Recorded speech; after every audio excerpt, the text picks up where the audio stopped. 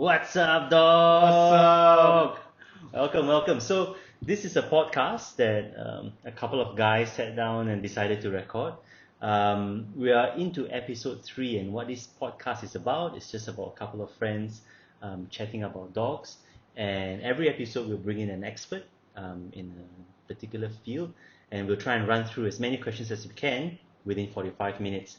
So I'll go around the table and very quickly introduce the host. He will not openly admit to it, but one of the most keen competitors in Malaysian dog sport is Brandon Liu. Hello. Brandon is, and of course we don't want to be defined by the breeds that we own and train, but Brandon is a bit of a master when it comes to Belgian Shepherds. No, that's it. And we also have the lady of the house, Leanne. Welcome, Leanne. Hi. And Leanne, again, not to be judged by the breed, but Leanne is all things Doberman. Looking to be a handler in the show field. Yes, hopefully. Hopefully, but we are very silent, not quietly or silently, not secretly, at least very openly trying to convert her into the sports field. My name is James. Love the Rottweilers. I've had 4, 3 of which are still with me. Aspiring to title 1 or 2 of my Rottweilers in the sport field as well. And today we have someone here, or a couple of very special guests here, which we're all actually quite excited. I think of all the conversations we've had in our little group chat. This one was bustling with questions. So we have our vet, my personal vet, Dr. Clement Anthony. Good evening. And his very lovely wife, you also work together. She's a veterinary nurse. Veterinary nurse as well. Okay, I'll hand it over to you, but to just kick it off, so tell us a bit about how you got into veterinary science, your dog ownership experience, what dogs you've had personally, and how did the full journey around to 2020, how did you end up sitting in front of us today? Very interesting. Thank you very much for inviting me over and my wife. Well, I started veterinary medicine in India, and I was lucky. I managed to get a scholarship. So I did veterinary medicine in Madras itself, Chennai. And then after which, since it was under a scholarship, I had to serve the government. In Malaysia. Oh, okay. I was under a Commonwealth scholarship. Oh, okay. So I had to serve the government in Malaysia for 10 years. Wow. Sitting in the government office is a completely different ballgame, simply because you're sitting behind the desk. Right. Uh-huh. And that wasn't something that I enjoyed, but I had no choice. It was basically compulsion, failing which I had to pay them 80,000 Malaysian. Oh, wow. So what year was this when you were in Madras? I started veterinary medicine in 1977. Wow. I finished in Been around the 1983. track, yeah. 1983. There That's were the two year of I us. was born. Still waiting for mine. There were 2 of us, Yeah. myself and my classmate, college mate, Dr. Lim, who stayed on with the government service. I left the government service. After 8 years, I could not take it anymore. But the And bond was for 10 years. the bond was for 10 years. So then what I had to do was, I paid for 2 years. Okay. I did it on a pro rata basis. Right. So paid it off for 2 years. But during that period of time of serving with the government service, I was doing a lot of locum. I did locum in Taman, which was at that time under Lim and Chin. Okay. And I was doing locum in Bangsa under Dr. Asokan, Kanakasabai Veterinary Clinic. So there were many places which I was in touch with companion animal practice because I liked companion animal practice. So when I left in 1999, 2000 to be more precise, it so happened that Lim and Chin decided to sell. Oh. So it was a good blending. So I bought over Lim and Chin's clinic in 2000. And sorry, not 2000, 1990. Sorry, 1990. And this was in Persiaran Sabah. Oh, okay. Here in Taman. Taman itself. And then in 1994, I shifted to Aminuddin Balki. And then I've been there ever since. I was lucky I met Anne in 2000, and from And there, say I'm not she was very helpful as far as the practice was concerned. And because of my involvement with many of the international organizations, and also being the president of MSAVA, the Malaysian Small Animal Veterinary Association, that was where I realized that there was a veterinary nursing course which is conducted by Australia. It's an online course. Oh. It's an online course which is conducted by Australia, and I came to know the people, Tanya Small and Sue Crampton, in Singapore, and that is when I introduced her to the course. So she is the first non-Malaysian, to be more precise, who has actually fully qualified as a veterinary nurse under an Australian degree. Congratulations.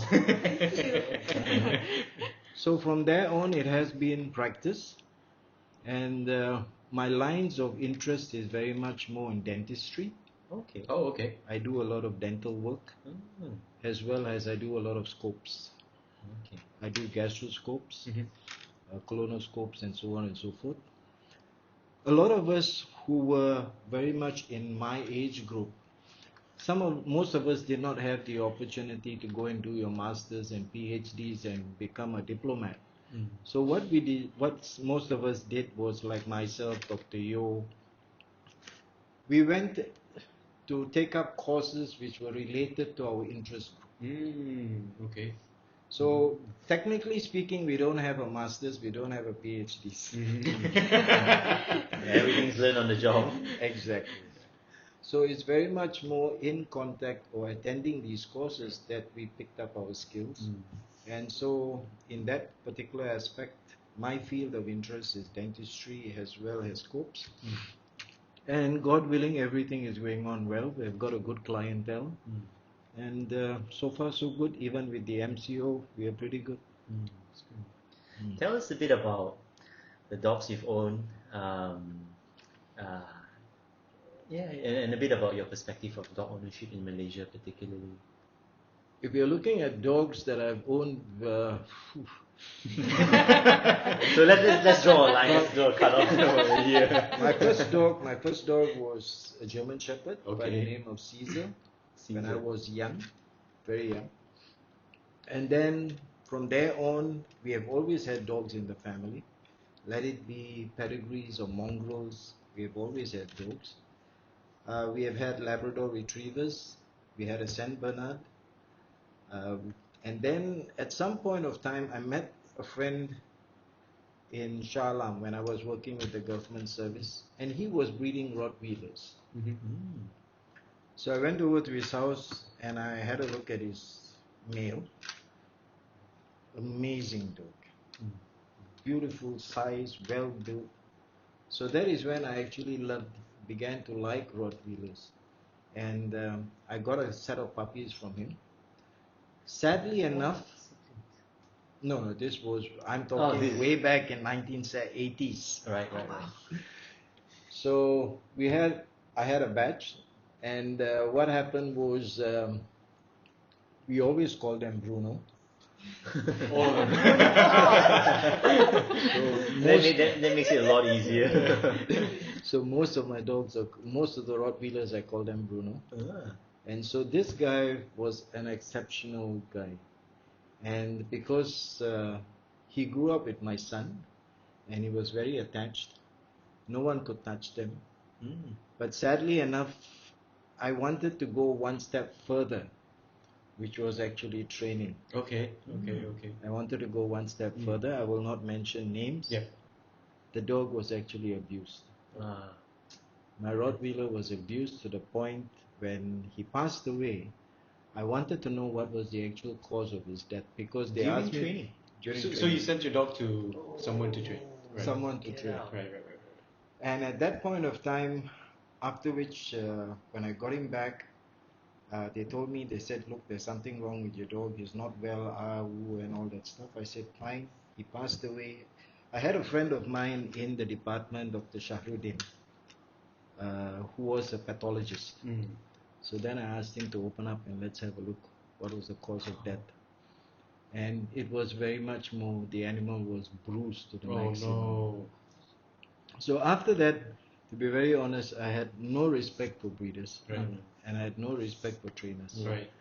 And I started to just, I went back, bought another one from him, from the same family, Mm-hmm. and after which I've been just keeping Rottweilers. And the last that we have right now is Duke.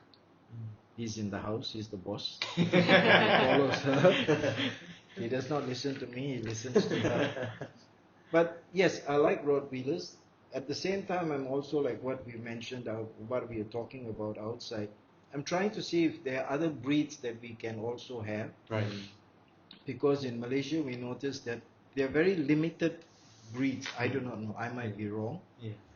But like what you say, I see a lot of Belgian Shepherds, see a lot of German Shepherds, Rottweilers. Now the Pit Bulls are coming into play, which are very beautiful dogs. Yes, I agree. If you go to Indonesia, these are the dogs most Indonesians keep. Non-aggressive. The problem is never the dog. Yeah, I The agree. problem is always the I owner. agree. Yeah. You know, the problem is always the owner. So I'm looking to see if I can bring in some dogs like the Rajapaliyam or the Bangara hounds from India. But that would be interesting. Yeah. they're very nice dogs. They are basically desert dogs. Yeah. Very much similar to the Salukas. And so let's see how it goes. Very interesting. Those are all the dogs. And I've also had a lot of cats. We've got about 18 cats. Wow. They're in the In clinic. the clinic. Wow. Oh, of course, you mentioned you used to have a every body. time. Yes. Okay. Sorry, I should let you tell the story. This is quite We've got interesting. about 18 cats, and most of these cats are either abandoned cats, and we just pick them up, we keep them, and eventuality of it is my wife doesn't want to leave them, so they go upstairs. Attachment, yeah. So if you're around the neighborhood, if you're ever around Taman Tun, and you know Don't you're drop it off. Don't drop it off. What are you doing? Do not drop it off because Anne's gonna keep. Anne's gonna take it. Yes. All right. So I'm gonna jump into some a bit more specific questions. I think between the three of us, we had a plethora of topics we wanted to talk about, but given the time limitation, and we might have to invite you guys again. Or we might have to do a part 2. If Part you guys two are into okay this, yeah, after into this, the future. Yeah, Make so sure the beers are I would strongly recommend the whiskey. But for the purposes of this episode 3, we wanted to narrow down onto 3 topics, and so I'll touch on one, and then Leanne will touch on another, and then Brandon will touch on the third one. My particular interest is something that I think is very topical for our tropics, and it's something that a good friend of my family, Derek and Alice, they lost their English bulldog to heat, and a good friend of ours, Colin and I brought our dogs Yogi and Rocco up the nearby mountain for a hike. And long story short, right at the end of the hike, just as we were coming back to the car, I realized that Rocco was just out of it. Animals' body temperature is a lot more higher than ours. Okay. Theirs sits at approximately 102, for which we are already running into a fever. 102 Fahrenheit. So I in am degrees, very much used to Fahrenheit. I'm an old guy. 38. 38 Celsius. Okay. So that for us is a fever. Okay. So when you're looking at, because our normal body temperature is 98.4. Yeah. Okay, their body temperature is 102. So in that particular context, first thing first that comes into play is the fact that the body temperature is high. First. Second thing that comes into play is we must understand that dogs don't perspire. They don't have sweat glands. They have sweat glands, but it's very limited sweat glands as compared to a horse. The horse has got maximum sweat glands as compared to humans. A horse, when it runs, it sweats. Dogs don't sweat. So they very much more release that heat through their tongue. So in that particular respect, even if you were to take animals in general, cats as well as dogs, if you were to take a cat or a dog and put him in a let's say your Jeep or your car, And for you, it's comfortable because you've got the aircon on. Yeah. But for him, it's not comfortable. Mm. Simply because the aircon is not blowing directly at him. Mm-hmm. He's either behind, or if it's a cat, it's in a cage. Mhm. So circulation of air becomes a constant. Okay. So these are things which will eventually elevate an animal's body temperature, whereby the animal will start to hyperventilate. The other thing that happens is, especially when we walk these dogs, Mm. we also have to take into consideration the color of the dog. Mm. That also comes an important part. If you're, even like for example, you say you took him uphill. Mm. If it is in the afternoon, Mm. that dog is going to definitely feel a lot more hotter than anyone else. Mm. So in that particular context, if you're taking them for long walks, it is always good to have a supply of water with you Yep. to actually allow them to have something to drink before, short walks to allow Yeah. them to drink and then Yeah. follow through or continue with what you're doing.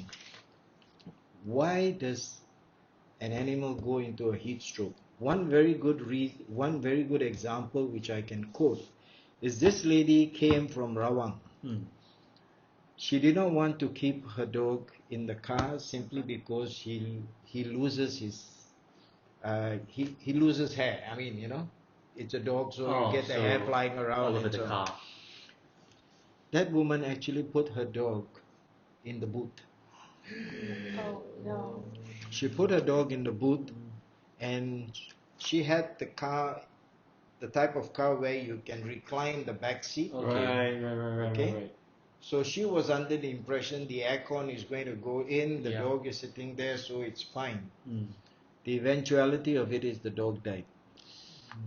So, one is, as far as the circulation is important. Two is, when body temperature increases, the next thing that increases is your heart rate. Okay. So when your heart rate starts to increase, Mm. the next thing that is going to happen is you're definitely going to go into a stroke. Mm. Because your body temperature is hot, your heart is beating to its maximum. The next thing that is going to go is you're going to go into what is referred to as hyperthermia. Mm. When you go into hyperthermia, a lot of things can happen. Mm-hmm. You can even have blood vessels rupturing. Mm. Mm. So it is very important that even when you have them in your car, it is always good for you to lower your back windows so as to get some the fresh air air going. circulating within. That helps to cool them down. That is why you see some movies, the dog, he's got his head out. Why do dogs like to put their head out? Mm. The air flow. Ventilation. Okay. That is basically it. That's really interesting because I was just listening to a talk by a police officer in the US, and they were out tracking for a criminal, and the dog had overheat, and they didn't know. I mean, not being vets, they weren't sure what was happening. They said the dog's following a scent, but the dog doesn't want it. The dog wants to go, but the dog's unable to go. Really, it's going limp, etc. So, I mean, long story short, it was heat exhaustion that caused stroke, and then the dog eventually recovered. But just touching on the topic you raised earlier, a lot of things can happen. And for this dog, it was a young dog in its prime, 3 to 4 years old. It had to be retired because that short heat stroke session, which lasted for about 15 minutes, caused permanent damage to the kidney and I think some other internal parts. And what the vet had said was that because the dog has been predisposed to heat stroke once, it's more likely to recur again because other parts of the body has weakened. And is that something you see a lot in? You do see that happening, but in my practice so far, I've been lucky enough. I don't see it happening in dogs. Yep. But what we do see is we see it happening in cats, where they tend to hyperventilate because they are very much confined. But in dogs so far, we have not come across a case whereby after that particular incident, we have not come across a case where a dog has been presented to us with a heat stroke. We have been lucky as far as that is concerned. Can we debunk a myth? Because from what I've heard, okay, and probably seen before, is that people, when they talk about dogs sweating per se, right? It comes out from their eyes, their tears. So exactly what is coming out from their eyes? See, all of us, all humans, Yeah. I mean, all mammals to be more precise, we have what is referred to as tear ducts, tear glands.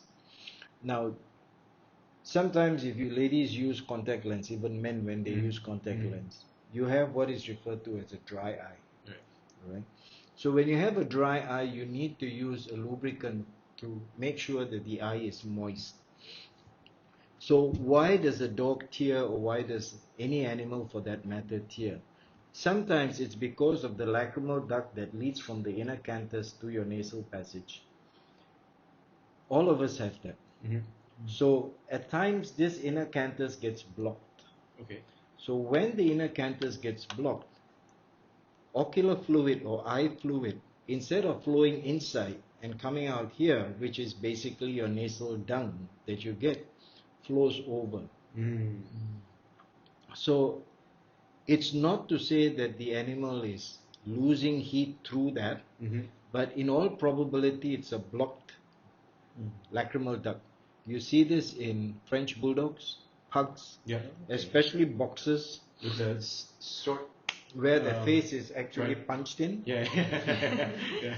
These type of dogs will have this as a major problem because they've got a fold of skin which actually pushes the upper eye, lower eyelid, and that can cause problems. Sometimes it can be even because of, say, like for example, dust can also cause a problem. So you don't see it happening in most breeds, but particularly in these type of breeds which have got their face punched in, you notice it very common. So say I'm one of the listeners and I'm a dog owner, right? Beautiful Saturday morning, I brought my dog out to Desa Park City. We're strolling around. Suddenly, I realized that my dog is, looking wonky and behaving irregularly, right? So how would I recognize that it is heat stroke? What are the symptoms, Well, signs? To be very precise as to the symptoms of heat stroke, I will not be able to tell you exactly, but what I will definitely look at is exactly what you mentioned. One is the wobbly gait. If you feel that you have not walked the pet to that extent that, let's say you are in the habit of walking him 2 kilometers every day, and you're still doing that 2 kilometers, but you're noticing that he's a lot more wobbly. And especially as far as his vision is concerned, if you notice that he's very glazed, incoordinated movement, to be more precise, hyperventilating, these would be signs for you to consider. Whether it is heat stroke or not is a completely different problem. But your primary concern would be stop the animal. Most important thing is either you cool the animal down or you rest that animal in a cool place, not in the middle of the road or wherever you're walking. Take him to a shade, cool him down. I think this is where training becomes quite important because it's sometimes difficult unless you're actively training your dog to put your dog at a still state. So some of the things I've heard on other talks is that put your dog in the down. So if that training has been is in the back of your pocket and you can put your dog in the down and it's a reliable, stable down, then it gives a dog the chance to recover. So again, say I'm a listener, I've got a dog, we're out walking and something looks weird. So I bring my dog to a vet, to yourself or to any other vet. What can I expect, or so that they don't feel surprised, like why are you doing that to my dog? Why are you sticking that into my dog? So what kind of treatment typically? The most important, the first line of treatment with regards to if you know that a dog is having heat stroke, your first line of treatment is to put in fluids. You have to put in fluids to cool the dog down. Your normal saline. Why? Simply because the dog has lost its electrolytes, so you got to replenish those electrolytes first. Second thing is oxygen therapy is very important. You need to provide that patient with at least approximately, give and take, about 95 to 97% oxygen, so as to make sure that his lungs are not collapsing. To oxygenate his lungs. The third thing that you would want to do is a very simple thing, which is just an ice pack on his forehead to cool him down. And you can even apply ice packs all over his body to sort of help him to cool down. So that leads me nicely into my hopefully not my last, but my next question, and I think you sort of touched on the topic a little bit. So, I mean, for example, for us in the room here, we actively bring our dogs out to train. So I'm training my dog almost every evening with 1 or 2 days rest. And tomorrow morning, for example, we're tracking our dogs. What should an active dog owner, or an owner who's having an active lifestyle with their dog, pack readily, in their car or on themselves? So just to lead to that answer, I've heard an advice. Someone said that pack water not just for the dog's drinking. Pack more water than you need in case you need to douse the dog in water in case the dog is overheating. And I'm guilty of this. I never bring enough water. I'm always tapping off water from Brandon's supply. But I think after that talk and after this talk, I'm gonna go out and get myself a solid, couple of gallon tank to make sure that if anything happens, I'm able to just really douse my dog down and help the dog cool down. So in a non-perfect world, where I can't get access to a vet and I'm out there alone with my dog, and we're working, what should active dog owners pack with them? It all depends. When you say you're out there working with your dog, are we working in an environment which is within a confined space? When I mean within a confined space, say like for example, we are working in the backyard of our house, then you have got everything available to you. So there's no question as you having a problem. But if you're working the dog, let's say in an open field with nothing available to you, then the only thing that you have with you is basically your water, which is most important. Obviously, until unless you have an igloo, you cannot carry your ice packs and so on and so forth. Like for example, you're talking of a friend walking uphill with the dog. Then the next thing that comes into question is, at what time do we want to train these dogs? Okay, sorry, can I add on to that? Because I train for search and rescue. So in search and rescue, there's basically, there's no time, right? So let's say it's the hottest time of the day at whatever, 12 p.m. or whatnot, and suddenly something like this happens. What is the quintessential thing that we can actually do to help our dog? The most important thing would be, you see, because in your particular context, you are limited as to the type of medication you can carry with you. So the only medication or the only thing that you can carry with you is basically water, towels. So these are the only things that you can carry with you. If a dog were to collapse, there is certain, say like for example, there's a drug which is called Fricadril. You can pump it in, it helps to boost the heart. So there are stuff like that, but you are limited in that particular context. So in that respect, I would say the most important thing is water, towel. How would the towel be used? Like you wet the towel? You wrap the towel. So this is actually what we do for our training when we do search and rescue, because we train in like palm oil reserves and stuff like that. So every time after we do a 5-minute session, we cool our dogs down, we put them in towels, we just wrap them, make sure they're okay, make sure they're drinking water and stuff like that. So then another thing, I don't do this particularly, neither does my team, but I just want to ask, is it okay to give them 100 plus? Oh yes, very good. Very good. Coconut water. Coconut water is good. Very good. Because what these do, yes, exactly, they are natural electrolytes as compared to 100 plus. If you're using 100 plus, you have to use the decarbonated 100 plus. Coconut water, you can use it as per se. Good electrolytes. The most important thing, it's a good diuretic. So being a good diuretic, when you tend to have good diuresis, you also help to bring down body temperatures. Right. A couple of things. So before this chat, I've been listening to some other talk. So there were a couple of other things mentioned by the police about what you could pack along with you. So, and I wasn't so sure about this, but one of the things they said was to pack alcohol swabs, because if you apply it on the pads of the dog, that evaporation will help cool. I wouldn't know. I honestly wouldn't. I've never tried that. It's something new to me. But it makes sense. Because whether it be ethyl alcohol or even surgical spirit, whatever, it cools off. Even if you were to pour whiskey on top of it, it will cool off. Yeah. But So about like Oh, but that's always the good ones. so what about like hand sanitizers? Right. hand especially sanitizers, now. I Yeah. honestly wouldn't know. But yeah, that is Alcohol, something which I yeah. never thought of. Yes. Because I just wasn't sure because I mean I buy the understanding or the science that a lot of the heat disbursement it comes from the tongue, the panting. I just can't visualize how much heat comes off the pores Pores. and Honestly, I myself do not know. yeah. But I guess when it comes to the time you would take any. I mean, if I had to trespass someone's property and dump my dog in the swimming pool, I would jump and I would save my dog. Oh yes. Yeah.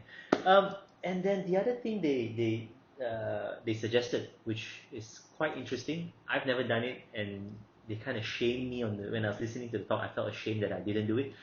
But the police were saying that you should always get used to getting a thermometer and taking the temperature of your dog from the back, and always know your dog's resting temperature, so that when your dog's looking wonky, you can whip out that thermometer and then know that something is wrong, and if it's heat related.